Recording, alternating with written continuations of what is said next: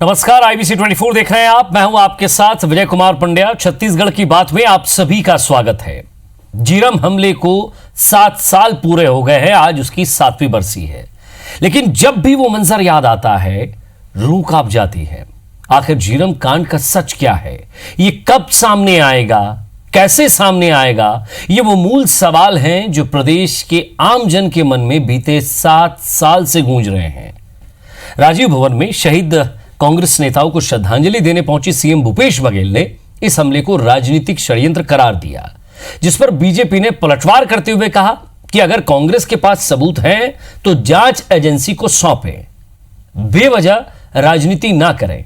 अब ऐसे में सवाल यही है कि आखिर क्यों 7 साल बाद भी झीरम घटना को लेकर सिर्फ सियासत हो रही है। इस पर बहस करेंगे। हमारे साथ कुछ खास मेहमान जुड़ेंगे, उनका मैं आपको नाम बता दूं। मोहन मरकाम साहब पीसीसी अध्यक्ष हैं, वो हमारे साथ जुड़ेंगे। साथ ही साथ हमारे साथ बृजमोहन अग्रवाल जी पूर्व मंत्री हैं, वो भी हमारे साथ जुड़ेंगे। और साथ ही साथ IBC 24 के managing editor doctor Shrichand Mishra साहब और हमारे संवाददाता नरेश मिश्रा, जिन्होंने इस पूरे हमले को ग्राउंड जीरो पर जाकर कवर किया। इन सबसे बातचीत होगी, कई अहम सवाल होंगे। लेकिन पहले एक पैकेज आपको दिखाते हैं, जरा उसको भी समझिए, उसको भी देखिए।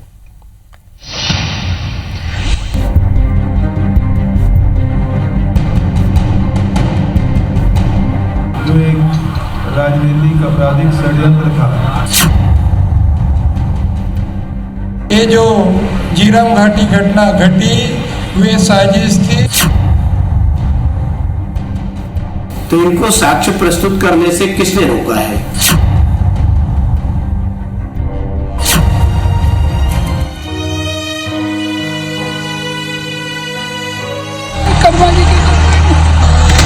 प्रदेश के इतिहास में किसी भी दल पर हुए सबसे बड़े नक्सल हमले झीरम कांड को 7 साल पूरे होने पर प्रदेश में झीरम श्रद्धांजलि दिवस मनाया गया।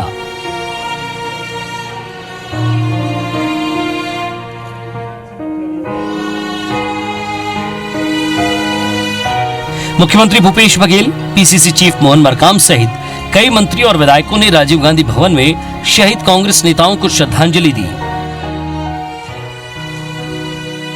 लेकिन इस मौके पर मुख्यमंत्री ने एक बार फिर आरोप लगाया कि झीरम घटना एक राजनीतिक और आपराधिक षड्यंत्र है, जिसकी जांच अब तक अधूरी है। झीरम घाटी में नक्सल हमले में जो एक राजनीतिक आपराधिक षड्यंत्र था, इस मामले में जांच पूरी हो, सबका बयान हो, षड्यंत्र उजागर हो और इसके लिए कौन जिम्मेदार है वो तथ्य सामने आना चाहिए। हम तो ये चाहते हैं कि सत्य सामने आए। मुख्यमंत्री ने यह भी दावा किया कि मामले की सत्यता के लिए हमारी कोशिश जारी है, लेकिन अभी भी सफलता नहीं मिली है। वैसे कांग्रेस में झीरम हमले को राजनीतिक षड्यंत्र मानने वाले नेताओं की कमी नहीं है। पीसीसी चीफ मोहन मरकाम और धरसीवा विधायक अनीता शर्मा का भी यही कहना है कि राजनीतिक साजिश का न्याय आना अभी बाकी है। लगातार मांग करते रहे और हमारी सरकार, माननीय भूपेश बघेल साहब की सरकार SIT के माध्यम से दोषियों तक पहुंचेगी। न्याय तो नहीं मिल पाई है, लेकिन हमारी छत्तीसगढ़ शासन, हमारे माननीय मुख्यमंत्री जी इसमें CBI जांच तो वो करवा ही रहे हैं। साथ ही हम जो पहले NIA की जो जांच हुई थी, वो जांच का रिपोर्ट हमें जल्द दे तो जल्दी ही कुछ परिणाम सामने आए। कांग्रेस के आरोप पर बीजेपी ने मोर्चा संभालते हुए कहा कि अगर मुख्यमंत्री और कांग्रेस नेताओं के पास पुख्ता सबूत हैं, तो वे जांच एजेंसियों को क्यों नहीं सौंपती है। बीजेपी ने कांग्रेस पर इसे लेकर राजनीति करने का भी आरोप लगाया। मैं समझता हूं कि जो कांग्रेस का दावा था उस समय, और आज भी कई लोग दावा करते हैं कि बहुत सारे तथ्य हमारे सामने हैं, बहुत सारी जानकारी हमारे पास है, इन तथ्यों को उजागर करेंगे तो एक बड़ा षड्यंत्र का खुलासा होगा। NIA के सामने आज तक उन तथ्यों के, उन डॉक्यूमेंट को क्यों नहीं रखा गया। राज्य में कांग्रेस की सरकार है, इसके पहले कांग्रेस के लोग आरोप लगाते रहे, लेकिन 8-1.5 साल हो गए सरकार को आए हुए। ये लोग घूमते फिर रहे थे कि हमारे जेब में साक्ष्य है और हम लोग प्रस्तुत कर देंगे। तो इनको साक्ष्य प्रस्तुत करने से किसने रोका है? इतने बड़े राजनीतिक दल के इतने लोगों की अगर मान लो हत्याएं कर दी, वो शहीद हो गए, तो उनकी जांच होके अपराधी को दंड मिले, ये केंद्र भी चाहता है भाई। तो राज्य सरकार को अगर उसको वास्तव में जांच कराना, ईमानदार जांच करवाना, तो ईमानदार प्रयास करना चाहिए। कुल मिलाकर ये पहला मौका नहीं है जब झीरम हमले को लेकर प्रदेश का सियासी पारा चढ़ा है। वैसे पक्ष विपक्ष के आरोप प्रत्यारोप से इतर जनता को इंतजार है झीरम के सच के सामने आने का। साथ ही सवाल भी है कि अगर नक्सल जैसे संवेदनशील मसले पर अगर सियासत होती है तो छत्तीसगढ़ और देश के लिए नासूर बन चुकी इस समस्या का समाधान कैसे हो पाएगा। Bureau report, IBC 24। तो वो खास मेहमान जो हमारे साथ इस चर्चा में जुड़ेंगे, जरा उनका भी मैं तारुफ करवा दूं। हमारे साथ मोहन मरकाम साहब, PCC अध्यक्ष छत्तीसगढ़, बृजमोहन अग्रवाल जी, पूर्व मंत्री छत्तीसगढ़ सरकार, और नरेश मिश्रा रिपोर्टर हमारे वहां से डायरेक्ट हमारे साथ जुड़ेंगे। क्या हुआ, कैसे हुआ, पल पल की खबरें उनके पास थी। और डॉक्टर श्रीश चंद्र मिश्रा साहब जो लगातार नरेश से जुड़ते रहे, अपडेट लेते रहे और पूरी घटना को आपने भी बहुत करीब से समझा। मैं आप सभी से बात करूं, लेकिन उससे पहले आखिर क्या हुआ 25 मई 2013 को? वो शाम कैसी थी, अचानक कैसे खबर आई, कितना विभत्स था वो हादसा और किस तरह की तस्वीरें थी वहां, जरा ये भी देखिए। 25 मई 2013, जगह झीरम घाटी। कांग्रेस काफिले पर माओवादियों के बड़े हमले ने न केवल देश बल्कि दुनिया को चौंका दिया था। छत्तीसगढ़ के कई बड़े कांग्रेस के शीर्ष नेता इस हमले में मारे गए थे, लेकिन घटना को 7 साल बीत गए हैं और इस घटना से जुड़े कई सवाल आज भी वैसे के वैसे हैं। तारीख बदली, साल बदले, चुनाव हुए, दिल्ली में सत्ता बदली, पर झीरम अब भी वहीं खड़ा है, ठिठका ठगा सा। झीरम की आंखों में अब भी वो बेरहम मंजर तैरता है। यहां की मिट्टी में मौत की गंध अब तक बरकरार है। झीरम के आर पार बहती हवाओं में अब भी रहम की भीख मांगती चीखें गूंजती हैं। झीरम 7 साल से बेचैन है उन चीखों से, पर सत्ता प्रतिष्ठान को जैसे कुछ याद ही नहीं। खून से सनी 29 लाशें उसे याद ही नहीं, 29 परिवारों का मातम उसे याद ही नहीं। लोकतंत्र के माथे पर लगा सबसे बड़ा कलंक उसे याद ही नहीं। यादों के तमाम दरवाजों पर उसने कील ठोक रखी है बड़ी मजबूती से, लेकिन झीरम अब भी जिंदा है। अपने जख्मों के साथ वो गुहार रहा है इंसाफ के लिए, पर इतने वर्षों से उसे मिलती रही है तो सिर्फ सियासत।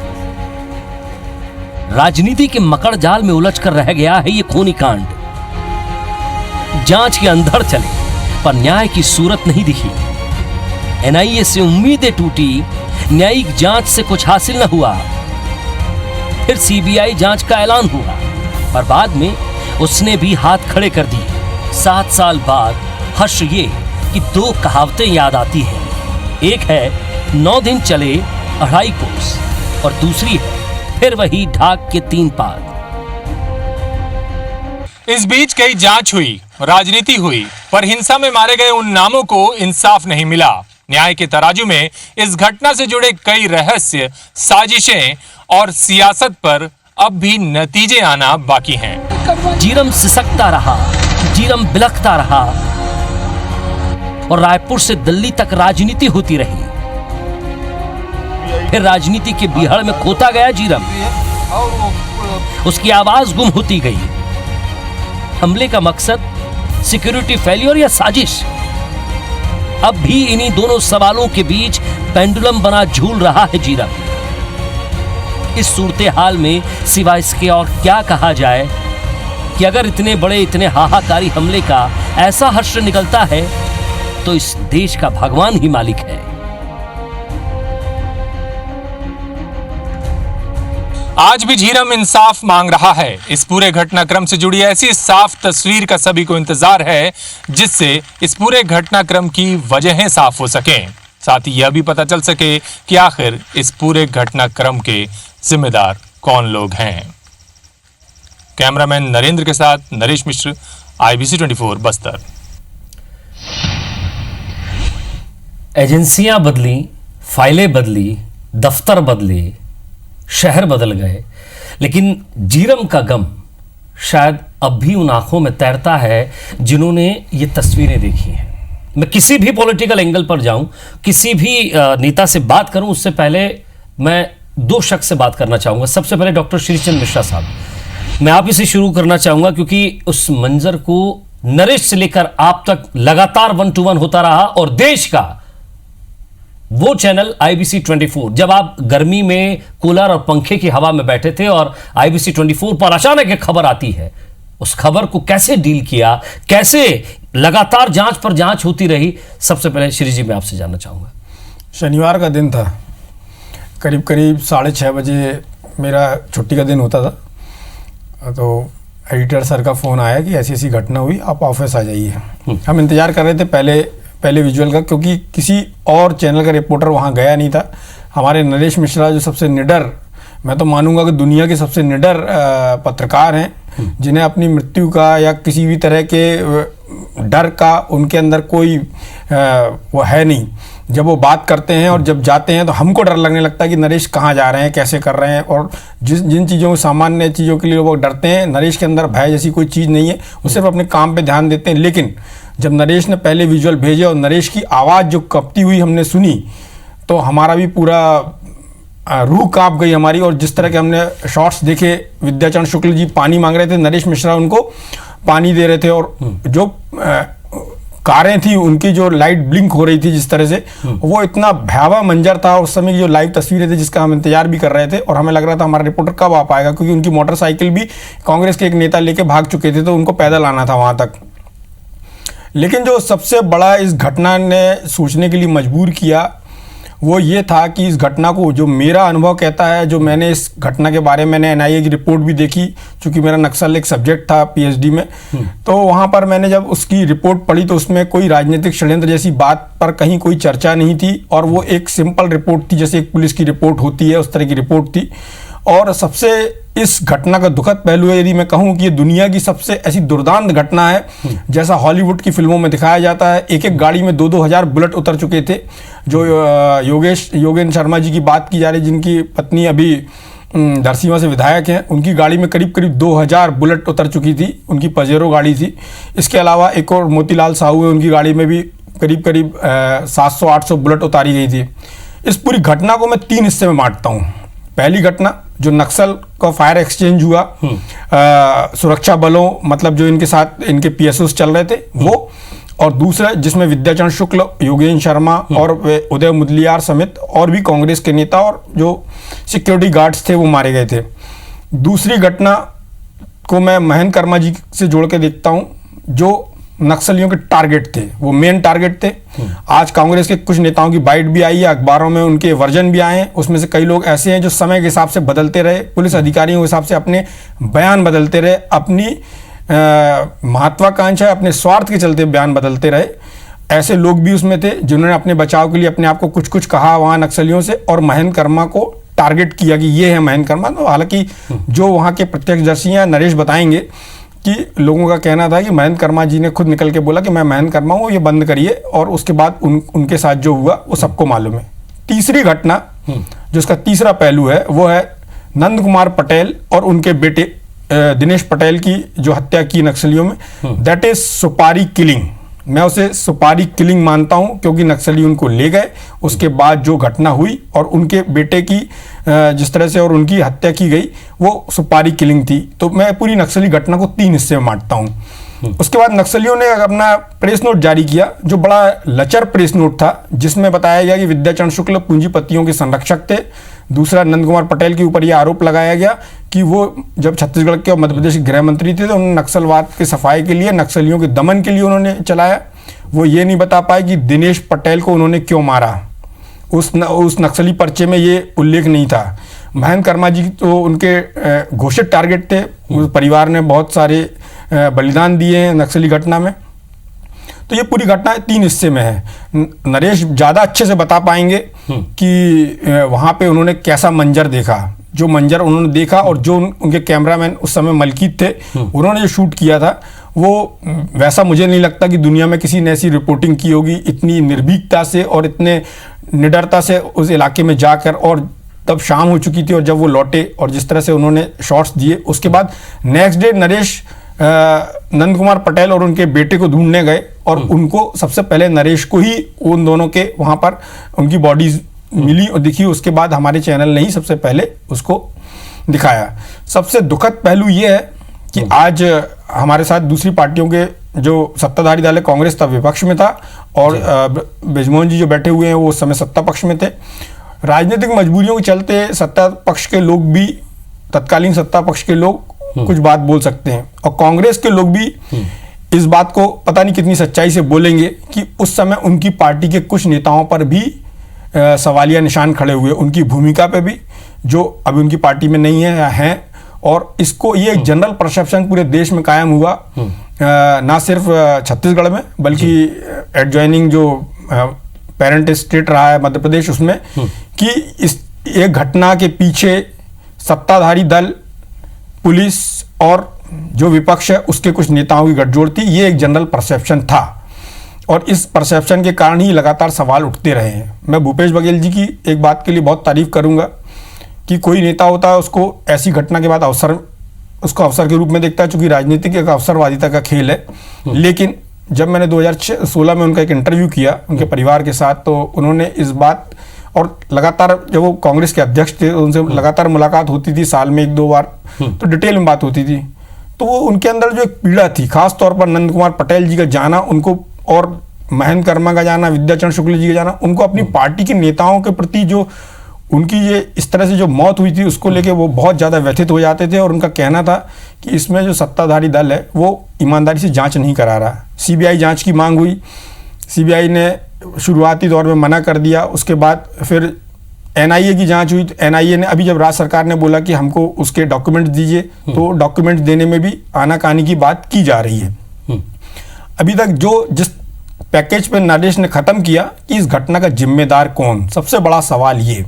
घटना के 3 पहलू मेरी निगाह में, और जांच एजेंसियों को यदि निष्पक्ष जांच हो तो कुछ चीज़ें सामने आएंगी।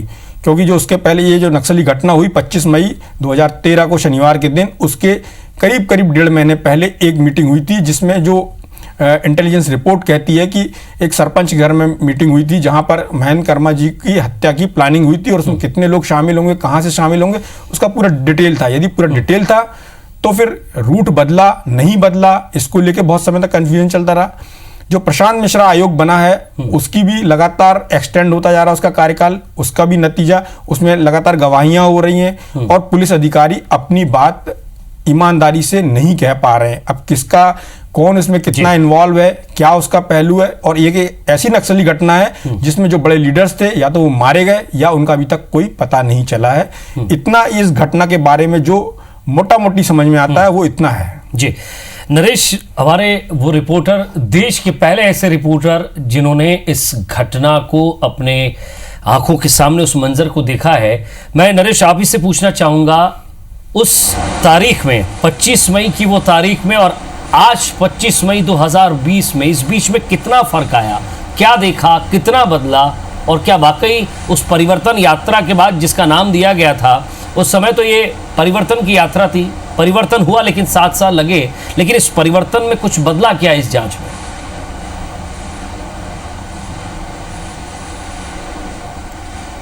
देखिए, घटनाक्रम के लिहाज से देखेंगे तो कुछ खास बदला नहीं है। ना तो नक्सलवाद के उन्मूलन में कोई विशेष तेजी आई है, ना रणनीति बदली है, ना कोई खास स्ट्रैटेजी बदली है। इस पूरे घटनाक्रम को जो सबसे पहले देखा गया वो इस ढंग से देखा गया कि एक सिक्योरिटी की चूक है, सुरक्षा के जो उपाय किए जाने थे उसकी एक बड़ी चूक है। क्योंकि उस वक्त उससे ठीक पहले एडेसमेटा की घटना हुई थी 17 और 18 मई को, और माओवादियों ने बंद का आह्वान कर रखा था।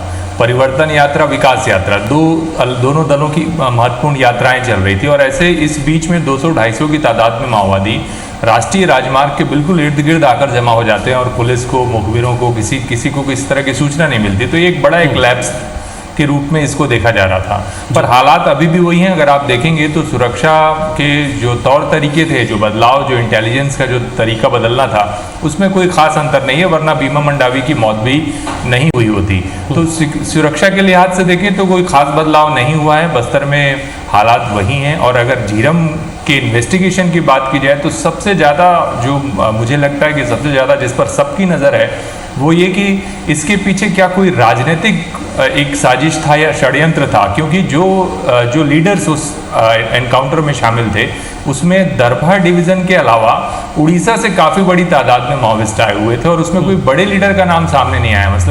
मसलन हम लोग ये देखते हैं कि किसी बड़ी पॉलिटिकल अगर कोई बड़ा लीडर का अपहरण होता है तो जैसे आपने देखा होगा कलेक्टर एलेक्स पॉल मेनन का अपहरण हुआ तो काफ़ी बड़ी लीडरशिप उसके इर्द गिर्द लगातार मौजूद थी, बयान से लेकर नेगोशिएशन के दौरान तक। लेकिन यहाँ इतने बड़े नेताओं की को एम्बुश किया जा रहा है, बाद में उनकी हत्या की जा रही है और वहाँ पर कोई भी बड़ा लीडर मौजूद नहीं था और बाद में जैसा कि दंडकरण स्पेशल जोनल कमेटी का जो तत्कालीन जो प्रवक्ता था उसका जो बयान आया, उससे ये जाहिर होता है कि बहुत सस्ता सा एक बयान था, औपचारिकता पूर्ण करने वाला। तो ये रहस्य और बढ़ गया इसकी वजह से, और इसकी तरफ किसी भी एजेंसी के जांच के नतीजे जाते दिखाई नहीं दे रहे हैं। और ख़ास बात ये कि अभी जो स्थितियां हैं, अगर आप देखेंगे कि आयोग की तरफ से जो जांच हो रही है वो लैप्स या जो कमियां रही इस घटना के लिए जो कारण बने उनका नतीजा उस रिपोर्ट से शायद मिले।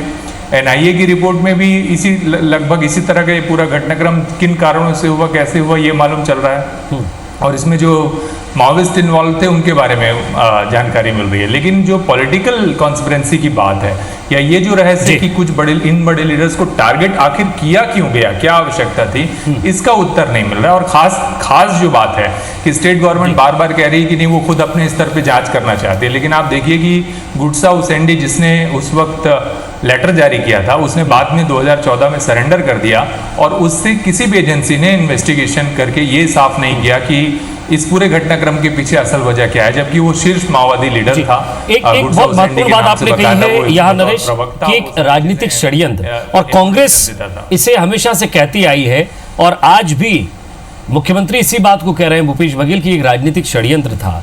मेरा सवाल है मोहन मरकाम जी आपसे कि ये अगर राजनीतिक षड्यंत्र है तो सरकार आपकी भी आई, अब तक आपने उस राजनीतिक षड्यंत्र में क्या पाया, क्या जांच आपने देखी, क्या अब तक आपको दिख रहा है, क्यों आखिर लोगों को अब तक सजा नहीं मिली जो इसके पीछे हैं?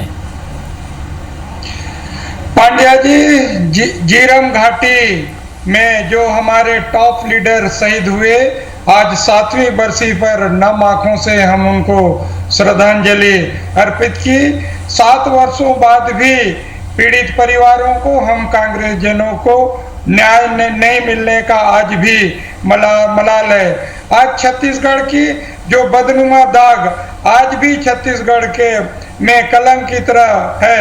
आज जो हम लगातार कहते रहे हैं, यह झीरम घाटी घटना राजनीतिक षड्यंत्र था, राजनीतिक साजिश था, जिसके कारण हमारे शीर्ष नेतृत्व शहीद हुआ है। अगर तात्कालीन सरकार सुरक्षा मुहैया कराता, आरोपी लगाता, रोड ओपनिंग पार्टी लगाता तो शायद ये घटना नहीं घटती।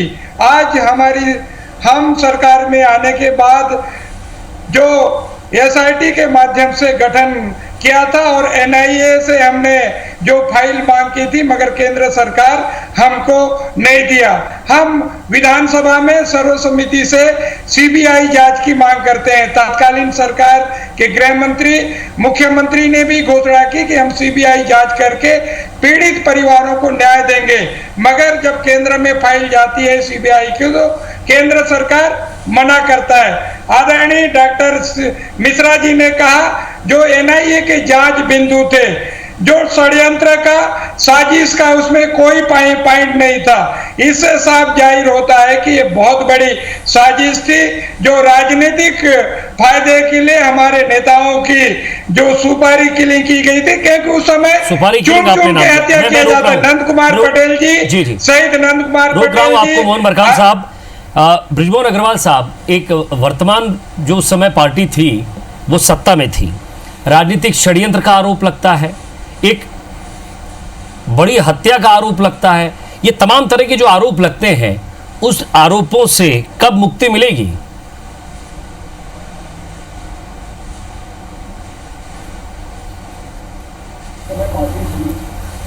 नमस्कार। मैं आपको सबसे पहले तो विद्याचरण शुक्ल जी, नंद कुमार पटेल जी, महेंद्र कर्मा जी और हमारे मुद्याल जी, वर्मा जी, सभी हमारे मित्र रहे। वो कांग्रेस में रहे हैं, परंतु वो प्रदेश के नेता थे, प्रदेश के भविष्य थे और उनकी मृत्यु होना, उनका शहीद होना पूरे प्रदेश के लिए और पूरे देश के लिए एक बहुत बड़ा नुकसान है। और इसलिए इसको राजनीतिक दृष्टि से नहीं देखना चाहिए, इसको देखना चाहिए एक आतंकवादी संगठन नक्सलवाद जो पूरे प्रदेश के विकास को, पूरे देश के विकास को ग्रस रहा है और कांग्रेस ने आज तक उसको प्रश्रय दिया और आज उनके नेताओं को ही काल के गाल में समाना पड़ा। और अगर कांग्रेस इतने सालों में नक्सलवाद को नहीं पनपने देती तो यह स्थिति पैदा नहीं होती। और आज पिछले 1.5 साल से कांग्रेस की सरकार है, भूपेश बघेल जी मुख्यमंत्री हैं।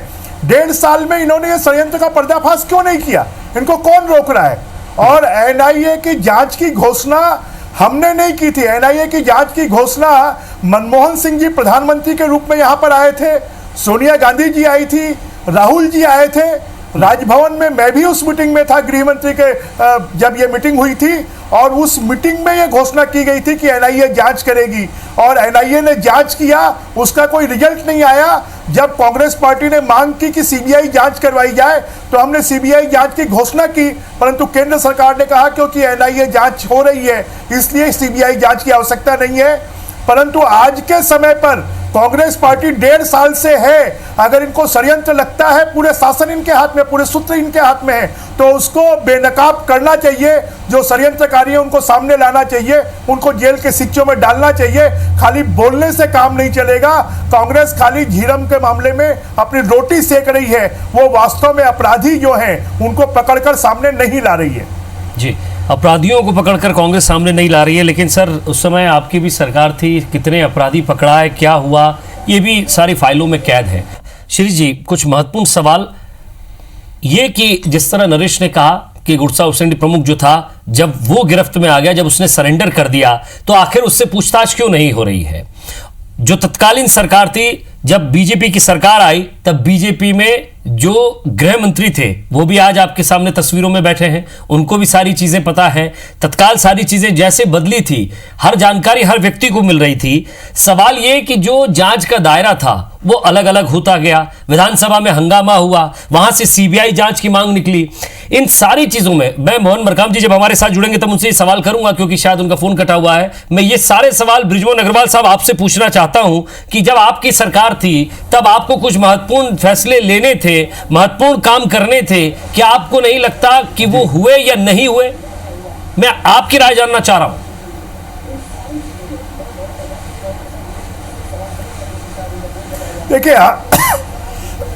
देखिए हमारी सरकार के समय महत्वपूर्ण फैसले हुए भी, जांच भी हुई, जो है न्यायिक जांच की भी घोषणा हुई, न्यायिक जांच आयोग भी बनाया गया, साथ में एनआईए को भी पूरी सहयोग किया गया। एनआईए ने बहुत से लोगों को पकड़ा भी इसमें, परंतु कोई षड्यंत्र की बात सामने नहीं आई। और कांग्रेस के लोगों को कि बार बार कि आपके सामने कुछ प्रूफ है तो आप बताइए। आज ऐसे बहुत से लोग जो कांग्रेस पार्टी में हैं और उस समय संदेह के घेरे में थे, आज ऐसे लोग कांग्रेस में बड़े बड़े पदों पर बैठे हुए हैं।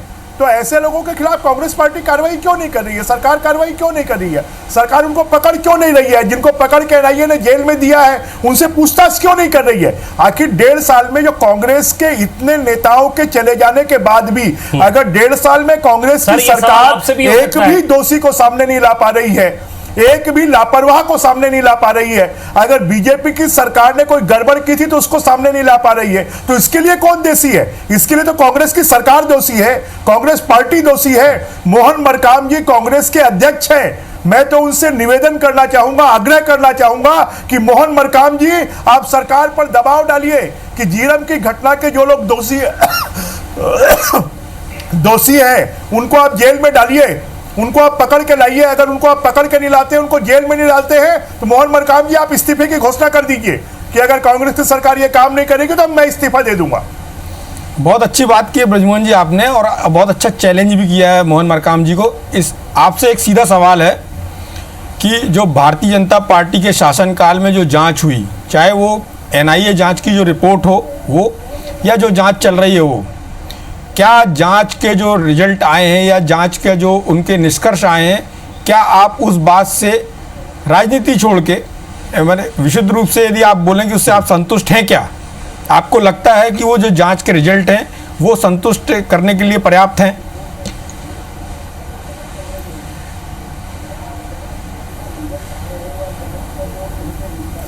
देखिए, कोई भी जांच के रिजल्ट संतोषजनक नहीं है, क्योंकि उन जांचों के माध्यम से ये बात सामने नहीं आई कि आखिर इस घटना के पीछे क्या कोई षड्यंत्र था, इस घटना के पीछे क्या कोई लोगों का हाथ था। क्योंकि मुझे लगता है कांग्रेस पार्टी ने भी, कांग्रेस पार्टी के पास में जो जानकारियां थी, जो सूत्र थे, जो आज बड़े बड़े पदों पर लोग बैठे हैं, तो कांग्रेस पार्टी भी जांच दलों के सामने, चाहे एनआईए के सामने या जो हमारा न्यायिक आयोग जांच कर रहा है उसके सामने, कांग्रेस पार्टी ने भी जो जानकारी सामने रखना चाहिए वो जानकारी सामने नहीं रखी, और उसके कारण जो चीजें सामने आनी चाहिए वो नहीं आई। और आज की तारीख में भी इतने वरिष्ठ नेता जो प्रदेश के भविष्य हो सकते थे, ऐसे नेताओं का चला जाना दुखद है, और उसके पीछे अगर कोई षड्यंत्र है तो वो सामने आना चाहिए, अगर कोई लोग दोषी हैं तो वो सामने आना चाहिए। ब्रजमोहन जी, एक सीधा सवाल, क्या आप अपने राजनीतिक अनुभव के आधार पर यह बात कह सकते हैं कि ये राजनीतिक षड्यंत्र था या नहीं था?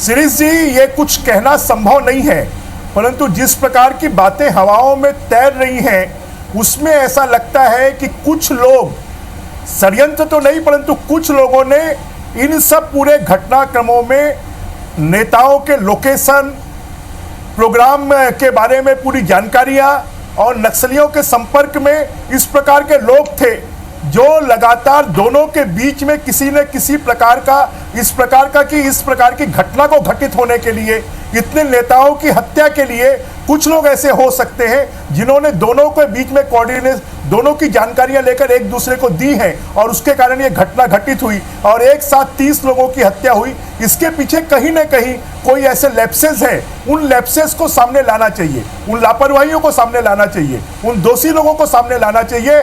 और बहुत सारे नाम तो जनता के बीच में तैर रहे हैं, परंतु तैरने वाले नामों को भी, और वो कांग्रेस के बड़े बड़े पदों पर बैठे हुए हैं, और उसके बाद भी उनके खिलाफ कोई कार्रवाई नहीं हो रही है, ये सबसे बड़ी आवश्यकता है। बहुत अच्छी बात कही ब्रजमोहन जी आपने। मोहन मरकाम जी, आपसे सवाल है, ब्रजमोहन जी ने कहा कि कुछ नाम ऐसे हैं जो तैर रहे हैं। चलिए मान लिया कि इसमें तत्कालीन सत्ताधारी दल का कुछ हाथ हो सकता है, जैसा कि आपकी पार्टी आरोप लगाती रही है, पर उस समय ये भी बात सामने आई थी कि आपकी पार्टी के लोग भी शामिल थे। तो क्या आप इसकी शुरुआत अपनी पार्टी के लोगों की जांच से कर सकते हैं? क्या उस समय के फ़ोन कॉल्स, उस समय के फ़ोन की लोकेशन, किस नेटवर्क से बात हो रही थी, और उस समय की जो वहाँ पर जो पूरा नेटवर्क था वो किस किस के संपर्क में था, वहाँ के जो कौन कौन से फ़ोन सक्रिय थे, या वहाँ पर कोई सैटेलाइट फ़ोन का उपयोग हो रहा था या वॉकी टॉकी का उपयोग हो रहा था, क्या इन सब चीज़ों की जाँच तो की जा सकती राज्य सरकार के स्तर पर? डॉक्टर मिश्रा जी, हमारी सरकार आने के बाद हमारी सरकार ने एसआईटी गठन करके विस्तृत रूप से जांच कराना चाह रही थी, जिसमें एनआईए के जांच में जो षड्यंत्र का, उसमें जांच के बिंदु नहीं थे। हमारी सरकार सभी पहलुओं पर जांच करा के जो पीड़ित परिवारों को न्याय दिलाना चाह रही थी। आज आपने भी कहा, ये जो हत्या है सुपारी किलिंग है। शहीद नंद कुमार पटेल जी को कोई नहीं जानता था, उस क्षेत्र के नक्सली। शहीद दिनेश पटेल जी को कोई नहीं जानता था। पूछ के हमारे नेताओं की हत्या की। इससे साफ जाहिर होता है कि ये सुपारी किलिंग था, हमारे नेताओं को षड्यंत्र के तहत हत्या की गई। पिछली सरकार ने 5 साल न्यायिक जांच आयोग गठित की, लगातार न्यायिक जांच रिपोर्ट को कार्यकाल लगातार बढ़ाता गया, मगर 5 साल सरकार बीतने के बाद भी न्यायिक जांच की रिपोर्ट नहीं आई। इससे साफ जाहिर होता है कि जांच रिपोर्ट को भी लेट लगती हुई पिछली सरकार करते रही है और हमारे जो पीड़ित परिवारों को न्याय नहीं मिला है। आज जो एनआई के बाद में दूसरे पहलू यह भी है, जो चश्मदीद गवाह थे, चाहे फूलोदेवी नेताम हो, राजीव नारंग हो, डॉक्टर चोलेश्वर चंद्राकर हो या मलकीत सिंह गैदी हो, उनके बयान तक नहीं ली गए। इससे साफ जाहिर होता है कि ये बहुत बड़ी राजनीतिक साजिश थी, राजनीतिक षड्यंत्र था, जो 2013 में सत्ता परिवर्तन का भय था। इसी कारण हमारे नेताओं को साजिश के तहत सुपारी किलिंग और हत्या की गई। आज हम अपने बयान पर आज भी कायम है। मोहन मरकाम जी, सरकार के मुखिया जी, मोहन मरकाम जी, आपने बोला कि उस समय पूछ के हत्या की गई। इसका मतलब है कि पार्टी के अंदर या आपकी जानकारी में ऐसे लोग हैं जिनसे नक्सलियों ने पूछ के हत्या की। पहली बात तो ये। दूसरी बात ये है कि आपने बोला कि मलकीत सिंह गैदू, राजीव नारंग और तीसरा जो आपने नाम लिया, इन तीनों लोगों के जो स्टेटमेंट एनआईए ने नहीं लिए, तो क्या आपकी सरकार या आपकी पुलिस इनके स्टेटमेंट ले रही है? और अभी जो मिश्रा आयोग है, प्रशांत मिश्रा आयोग है, उसमें आपने जो नए 7 बिंदु जोड़े हैं जांच के, और उन बिंदुओं पर अभी तक क्या स्थिति हुई है? क्या सरकार इसका कोई डे टू डे फॉलोअप कर रही है या इसको उस तरह से चेस कर रही है जैसा किया जाना चाहिए? जैसा कि आपकी पार्टी ने अब आज सरकार बनने के 1.5 साल बाद इतनी बड़ी बात कही है कि उसको एक श्रद्धांजलि दिवस के रूप में मनाया जाएगा और उनको जो शहीदों का दर्जा देने वाली बात की है, तो आपकी पार्टी उसको टॉप प्रायोरिटी पे लेके चल रही है। तो कोई एक समय सीमा भी तय की जाए कि राज्य सरकार अपने स्तर पे कोई जांच कराए। भले जो एनआईए से आपको चीज़ें मिल रही हैं वो भले ना मिले, लेकिन जिन चीज़ों का जो आपके नेता हैं, जो प्रत्यक्षदर्शी हैं, जो क्षेत्र के नेता हैं, जो फूलो देवी नेताम की बात कर रहे हैं, आप लकेश्वर बघेल हैं, कवासी लखमा जी हैं, जो वहाँ से हमारे नरेश मिश्रा जी की मोटरसाइकिल लेके निकले थे, ऐसे सारे लोगों से बात क्यों नहीं की जा सकती? उस समय विद्याचरण शुक्ल जी के साथ जो लोग थे, चोलेश्वर चंद्राकर हैं, डॉक्टर शिव नारायण द्विवेदी हैं, आपका विवेक वाजपेयी हैं, इस सारे लोगों से कम राज्य सरकार अपना इनसे स्टेटमेंट तो ले, ताकि आगे जाके किसी जांच में वो काम आ सकें। डॉक्टर मिश्रा जी, न्यायिक जांच आयोग के सामने हमारे अधिकतर नेता बयान दर्ज करा चुके हैं। हमारी सरकार एसआईटी के माध्यम से विस्तृत जांच कराना चाहती थी, ताकि हर बिंदुओं पर हमारी सरकार जांच कराना चाहती, ताकि दोषी व्यक्तियों को कड़ी से कड़ी सजा मिले। मगर तत्कालीन सरकार ने जो न्यायिक जांच आयोग गठन किया गया था, उसमें ये सब बिंदुओं को उसमें शामिल नहीं की गई थी। हमारी सरकार एसआईटी के माध्यम से सभी बिंदुओं के माध्यम से जांच कराना चाहती है, मगर केंद्र की सरकार ने एनआईए के जो जांच फाइल है उसको नहीं सौंप रही। इससे साफ जाहिर होता है कि कहीं ना कहीं गड़बड़ियां हैं। हमारी सरकार और हम लगातार छत्तीसगढ़ विधानसभा में सीबीआई की जांच के माध्यम से जांच कराना चाह रहे थे, और तत्कालीन सरकार ने सीबीआई जांच कराने का निर्णय भी लिया था, मगर केंद्र सरकार, केंद्र में बैठी भारतीय जनता पार्टी की मोदी सरकार सीबीआई को भी मना कर दिया कि हम जांच नहीं करेंगे। इससे साफ जाहिर होता है कि इसमें जो शामिल थे षड्यंत्र में उनको बचाना चाह रही है केंद्र सरकार। हम केंद्र सरकार से मांग करते हैं, जो एसआईटी छत्तीसगढ़ सरकार गठन की है वो एनआईए के फाइल छत्तीसगढ़ सरकार को दे, ताकि हम विस्तृत जांच करके दोषियों को हम कड़ी से कड़ी सजा दे सके। जी, आप कह रहे हैं दोषियों को कड़ी से कड़ी सजा मिले, लेकिन सर जो आप बात कह रहे हैं कि आप जांच करा रहे हैं, एक महत्वपूर्ण सवाल छोड़कर जा रहा हूं। जो लगातार नक्सली सरेंडर करते जा रहे हैं, कुछ पकड़ाते जा रहे हैं, उनसे बातचीत हो रही है क्या? उनसे सवाल हो रहे हैं क्या उनमें से? और सवाल ये भी कि जो उड़ीसा से, मैं इसके बाद नरेश आपके पास भी आऊंगा, क्योंकि आपने कहा कि उड़ीसा से भी कुछ नक्सलियों को, माओवादियों को बुलाया गया था, तो क्या यहां नाकाफी थे लोग, या फिर जिनकी पहचान ना हो पाए? इन सब के पीछे षड्यंत्र क्या था, वो कारण क्या था, वो जानना बेहद जरूरी है। हमारे संवाददाता नरेश मिश्रा भी हमारे साथ बने हुए हैं। नरेश, कुछ और जांच के ऐसे बिंदु थे जिन्हें अगर शामिल किया जाता, कुछ ऐसे और तथ्य भी हैं जिन्हें शामिल किया जाता, तो शायद जो जांच फाइलों में धूल खा रही है, कम से कम वो धूल हटती और ये पर्दे के पीछे जो मेन षड्यंत्रकारी है वो जल्द से जल्द सामने आ पाता।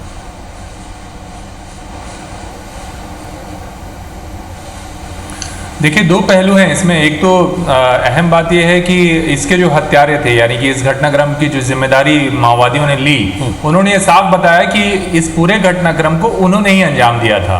और जो इसका दूसरा पक्ष है, सुपारी किलिंग, यानी बेवजह इन लीडर्स को क्यों टारगेट किया गया, वो भी जब ये विपक्ष में थे। आमतौर पर सत्ताधारी सरकार के खिलाफ माओवादियों की नाराजगी होती है, तो ये एक पक्ष ऐसा अनसुलझा रहा जिस पर माओवादियों ने कभी भी साफ तौर पर और सीधा जवाब नहीं दिया।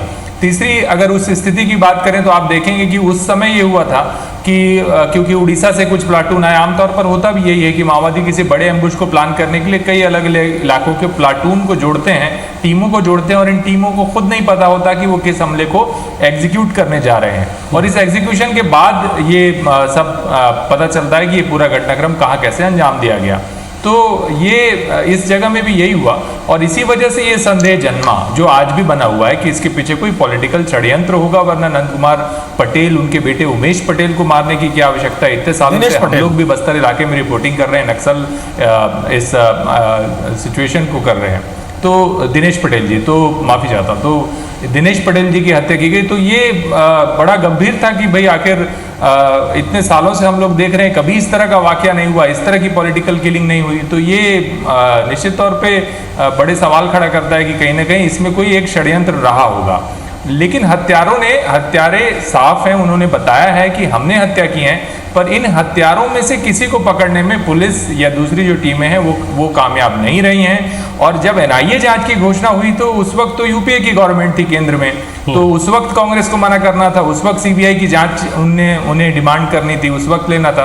तो अब ये पॉलिटिकल एक गेम बन के रह गया है, मतलब कोई भी किसी नतीजे पे पहुंचने से बचने के लिए ये नहीं कोई स्वीकार कर रहा कि वो किसी नतीजे पे पहुंचने की स्थिति में ही नहीं है, उनकी एजेंसियां, उनका ग्राउंड लेवल जो नेटवर्क है वो इतना मजबूती नहीं है कि वो कोई नतीजे दे पाए। लिहाजा ये आरोप प्रत्यारोप के दौर में ही ये पूरा मामला अब तक सिमटा हुआ है। नरेश, एक सवाल आपसे ये है, और राजनीति कोई छोड़ना नहीं चाहता। नरेश, आपसे एक सवाल ये है कि आपका नक्सली इलाकों में बहुत जाना आना होता है, और नक्सलियों के जो प्रेस नोट आते हैं या नक्सलियों के जो सोर्सेज रहते हैं वो उनमें चर्चा होती। इस घटना के बाद किस तरह की चर्चाएं थी? क्या ये राजनीतिक षड्यंत्र की चर्चा थी? और दूसरी बात, जो नक्सली इसमें शामिल थे उनकी क्या स्थिति है? क्या वो मारे गए? क्या उन्होंने सरेंडर कर दिया है? उसमें से ज़्यादातर नक्सलियों के बारे में जो मेरी जानकारी है, आप उसको करेक्ट कर सकते हैं कि उसमें से बहुत सारे लोग अलग अलग घटनाओं में मारे गए या वो इस स्टेट को छोड़ चुके हैं।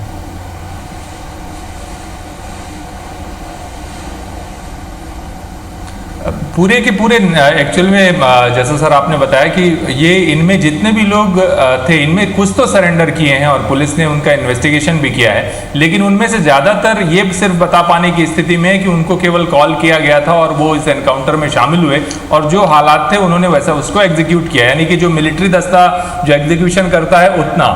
लेकिन इस जो मौकाए वारदात पर जो घटनाक्रम हुआ, विशेष तौर पे जहां पर नंद कुमार पटेल जी की हत्या हुई, वहां केवल कवासी लखमा मौजूद थे, और उन्होंने ये आइडेंटिफाई किया कि जो सामने जो लीडर आया था वो विनोद था, जो कि दरबार डिविजनल कमेटी का एक सक्रिय और सीनियर कमांडर है, लेकिन उसकी धरपकड़ नहीं हुई। तो इस तरह से कुछ ऐसे नाम हैं जो बड़े नाम हैं, वो अभी भी पुलिस की पकड़ से बाहर हैं, जो ये बता सकते हैं कि इसके पीछे कॉन्स्पिरेंसी हो सकती है। ये अभी भी इस वक्त दरबार डिवीजन इलाके में ही सक्रिय है ये माओवादी कमांडर, और अब तक इसकी धरपकड़ नहीं हुई है या इसकी तरफ से कोई बयान नहीं आया। दूसरा पक्ष जो है कि माओवादियों के बीच में चर्चा की बात, तो माओवादियों ने यह दावा किया कि उनका जो प्लान था वो ये था कि उसी दौरान मिनपा में कैंप एस्टेब्लिशमेंट की तैयारी चल रही थी, और वास्तव में ये जो फोर्स मिनपा में फेल हो गई थी उस कैंप को एस्टेब्लिश करने में, जब ये फोर्स वापस लौट रही होगी तो उनको अटैक का प्लान था।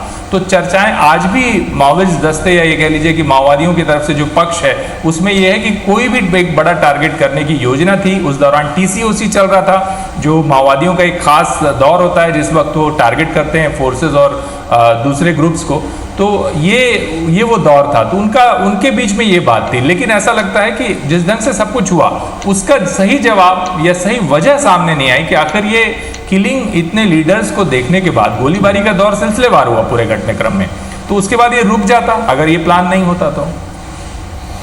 मोहन मरकाम जी, एक सवाल आपसे है। जिस रात को जिस शाम ये घटना हुई उसके बाद एक अंदेशा जताया जा रहा था कि यहाँ की भाजपा सरकार को बर्खास्त करके राष्ट्रपति शासन लगाया जाएगा और तब निष्पक्ष जांच होगी। क्या आपकी पार्टी जो यूपीए गवर्नमेंट है उसकी ये चूक थी कि आपने भाजपा सरकार को बर्खास्त नहीं किया? देखिए डॉक्टर मिश्रा जी, हम किसी निर्वाचित सरकार को हम बर्खास्त नहीं करना चाहते। हम जांच पे विश्वास था, जांच होगी तो दोषी पकड़ा जाएंगे, ऐसी हमें उम्मीद थी। मगर चाहे हम 2014 तक हमारी केंद्र में सरकार थी। 2014 के बाद केंद्र में बीजेपी की सरकार आ गई। बीजेपी की सरकार लगातार जांच को प्रभावित करते रही। आज हम देखते हैं राज्य सरकार की जिम्मेदारी थी जो हमारे नेताओं को सुरक्षा देने की। हमारे शहीद महेंद्र कर्मा जी Z+ सुरक्षा प्राप्त थे और हमारे फ्रंट लाइन के सभी नेता परिवर्तन यात्रा में थे। तो रोड ओपनिंग पार्टी लगाना था और हमारे नेताओं को सुरक्षा देना था, तो इतनी बड़ी घटना नहीं घटती। अगर सुरक्षा देते तो शायद आज हमारे नेता हमारे बीच होते। मुझे जो लगता है जो तात्कालीन सरकार का बहुत बड़े राजनीतिक षड्यंत्र था। आज मैं तो मांग करता हूं तात्कालीन सरकार के मैं रोक रहा हूं, एक नेता थे जो अभी आपके बीच हैं और मंत्री भी हैं। एक नेता थे जो आपके बीच थे, उस समय वहां थे और मंत्री भी थे, और झीरम घाटी नक्सल हमले में बाल बच के आए हैं। अभी फिलहाल आबकारी मंत्री हैं कवासी लखमा जी। जरा मैं कुछ सुनाना चाहूंगा वो क्या कह रहे हैं इस अवसर पर।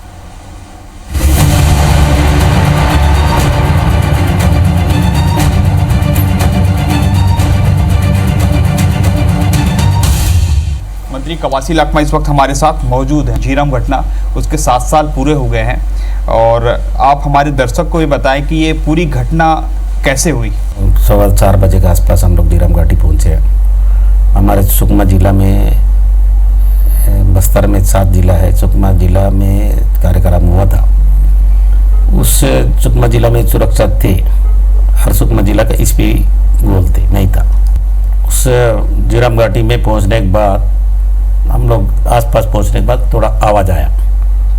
आवाज आने के बाद हम ऊपर मोड़ के देखा और लाइन से नक्सलट बंदूक पकड़ के खड़े थे। हम ऊपर से भगवान से विनती करते थे। हम लोग आगे गाड़ी को दबा रहे थे ड्राइवर को। तब तक हमारे जो कार्यकर्ता का गाड़ी था वही उड़ गया बम से। हम लोग, मेरे को लगा था, सरा लगा था, उसमें हम लोग खून निकल रहा था। इधर उधर करके हम लोग एक बाजू में नाला में जाके सूख गए थे चारों लोग। तब तक पूरा पुलिस भगने के बाद चारों तरफ नक्सलट गिरे, हम लोग भी फंस गए उस एम्बुलेंस में। हम लोग को पकड़ लिए नक्सलट। गोली चल रहा था, हम लोग आवाज़ सुन रहे थे। हम लोग कैसा गोली, बहुत दूर थे। चलिए, तो ये प्रत्यक्षदर्शी नेता थे उस समय जो बाल बचे हैं। अब सवाल इनको लेकर भी पहले खड़े हुए थे, हालांकि वो सवाल कितने मजबूत थे, कैसे हैं, ये सब एक जांच का विषय है। मेरा आखिरी सवाल बृजमोहन अग्रवाल साहब आपसे है कि आप भी चाहते हैं कि जांच हो, कांग्रेस भी चाह रही है कि जांच हो, सभी चाहते हैं कि जांच हो, और जांच टीम भी जांच कर रही है। ऐसा क्या मथरा है जो अभी तक नहीं निकल पाया?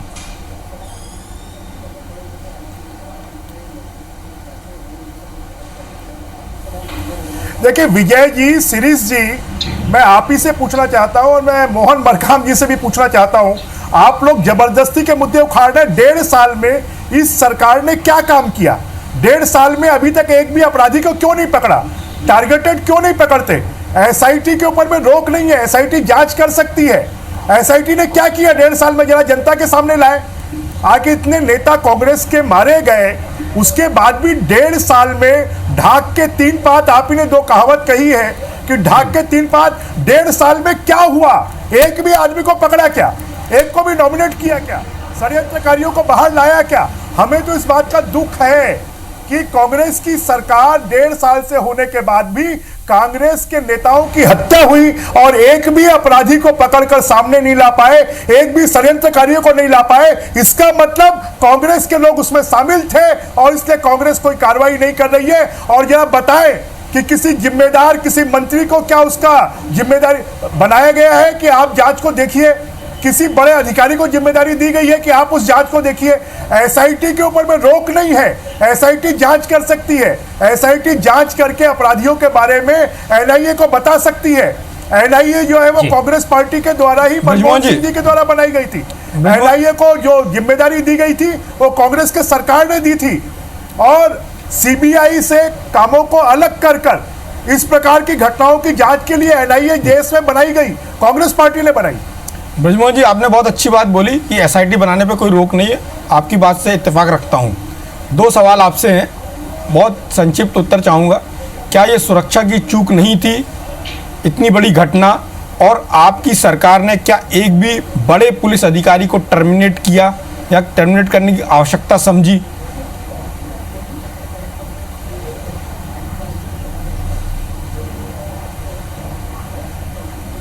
देखिए, आईपीएस स्तर के अधिकारियों को टर्मिनेट किया गया, और अगर ये चूक थी तो आज 1.5 साल में कांग्रेस की सरकार ये सामने ले आती कि बीजेपी की सरकार में ये चूक की गई थी और उन अधिकारियों के खिलाफ में एक्शन कर देती।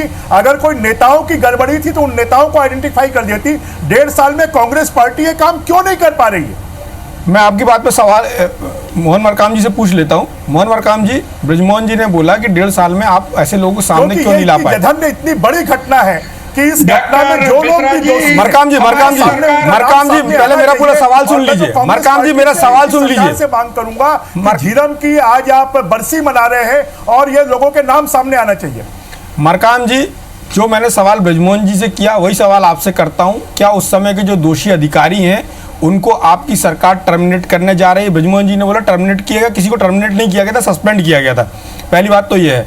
और दूसरी बात कि जो लोग भी थे उनके बारे में जानकारी सामने आने वाली बात है। जो ब्रजमोहन जी बोल रहे हैं कि एसआईटी की जांच करने में क्या रोक है, तो क्या आपकी सरकार एसआईटी की जांच को तेज करेगी या किसी मंत्री को उसकी जिम्मेदारी सौंपेगी? डॉक्टर मिश्रा जी, जब एसआईटी गठन होती है तो भारतीय जनता पार्टी के नेता हाई कोर्ट चले जाते हैं स्टे लेने। लगातार हमारी जो जांच एजेंसी है जांच करना चाहती है उसको प्रभावित करने का प्रयास करते हैं, मगर हमारी सरकार कृत संकल्पित है और हमारी सरकार एसआईटी के माध्यम से जांच कराकर दोषी व्यक्तियों तक पहुंचेगी। कितने ही भी बड़े से बड़े व्यक्ति हो उसको जरूर सलाखों के पीछे पहुंचाएगी, क्योंकि आज हमारी सरकार ने तय कर लिया है, संकल्प लिया है। हम हमारे जांच तो आप दोनों ही पार्टियां कर रही थी, जांच की बात भी कर रही थी, सब कुछ हो भी रहा है, लेकिन बाहर कुछ निकल कर नहीं आ रहा। 2 लाइन के साथ इस डिबेट को खत्म करना चाहूंगा क्योंकि समय से थोड़ा अधिक चला गया हूं कि सियासत के रंग में न डूबो इतना कि वीरों की शहादत भी न दिखे। सवाल यही है कि सिर्फ जांच ही जांच है, उसकी आंच न किसी तक आती है, न किसी को सजा होती है, न कोई पकड़ में आता है। ठीक है साहब, क्योंकि जांच एजेंसियों पर तो सवाल उठा नहीं सकते, लेकिन जिनके भरोसे जांच थी अब उनके भरोसे ही रहना होगा। बहुत बहुत शुक्रिया आप सभी का। नमस्कार।